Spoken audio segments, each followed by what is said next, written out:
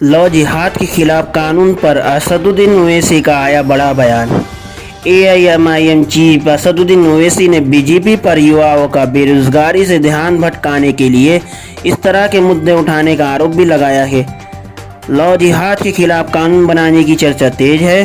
तमाम राज्य सरकारें कानून बनाने की मंशा पहले ही जाहिर कर चुकी है, तो कुछ प्रदेशों में मसौदा तैयार किया जाना शुरू हो गया है। लव जिहाद के खिलाफ कानून बनाने की बात कहने वाले प्रदेशों में सबसे पहला नाम उत्तर प्रदेश का आता है। हरियाणा, मध्य प्रदेश, कर्नाटक और गुजरात भी लव जिहाद के खिलाफ कानून लाने वाले हैं। इस बीच एआईएमआईएम चीफ असदुद्दीन ओवैसी ने इसे संविधान की भावना के खिलाफ बताया है। ओवैसी का बीजेपी पर आरोप। एआईएमआईएम चीफ असदुद्दीन ओवैसी ने कहा है, अगर ऐसा है तो स्पेशल मैरिज एक्ट को ख़त्म कर दिया जाए। इस तरह का कानून संविधान की धारा 14 और 21 के खिलाफ है।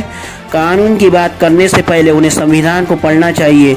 इसके साथ ही ओवैसी ने बीजेपी पर युवाओं का बेरोजगारी से ध्यान भटकाने के लिए इस तरह के मुद्दे उठाने का आरोप लगाया। ये कॉन्स्टिट्यूशन में आर्टिकल 14 और 21 का ग्रॉस वायलेशन होगा। इनको संविधान पढ़ना चाहिए। आप इतना ज्यादा हेट्रेड में आगे बढ़ जाते हैं, जरा संविधान पढ़ लीजिए। आर्टिकल 21 क्या है पढ़ लीजिए।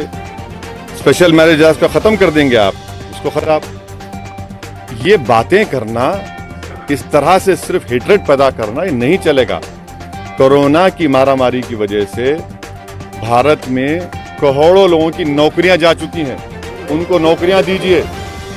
आप नौकरियां नहीं दे सकते। जीडीपी 0 हो चुका है, आप उसके ताल्लुक से कुछ नहीं करते। तो देश के नौजवान जो बेरोजगारी का शिकार हो चुके हैं, जो गरीबी उनका मुकद्दर बन चुका है, उनकी तवज्जो हटाने के लिए ये सब ड्रामेबाजी बीजेपी कर रही है। अब अंतिम सवाल है, मैंने अंतिम सवाल एक सुर पूछेंगे, एक सुर आगे ठहरिए। हाँ, वो सब इम्पोर्टेंट है, बोलिए।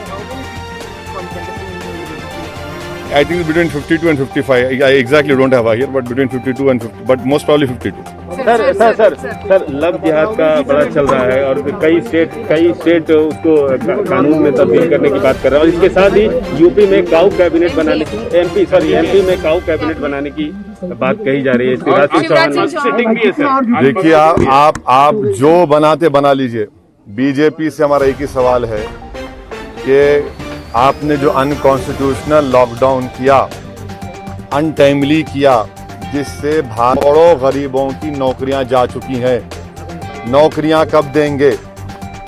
नौकरियां बताइए। आप किसको नौकरियां देने वाले हैं? अब तक कितनी नौकरियां आपने दी हैं? जो बेरोजगार हो चुके हैं 8-9 करोड़ लोग, आप बताइए इनका रोजगार क्या होगा? आप ही की मीडिया फ्रेटर्निटी में लोगों का ले ऑफ हो रहा है। उनको क्या करने वाले हैं? देंगे क्या? उनको भी कैबिनेट में जगह देंगे? उस कैबिनेट में बिठाएंगे लाके उन लोगों को? ये देश के सामने अहम सवाल है जिसका इनके पास कोई जवाब नहीं। लव जिहाद को लेके जो कानून बनाने, हम तो ये कह रहे हैं, खाली लव को फैलाइए, लव फैलाइए, बस लव फैलाइए, हेटर खत्म करिए। कितना हेटरेट करेंगे?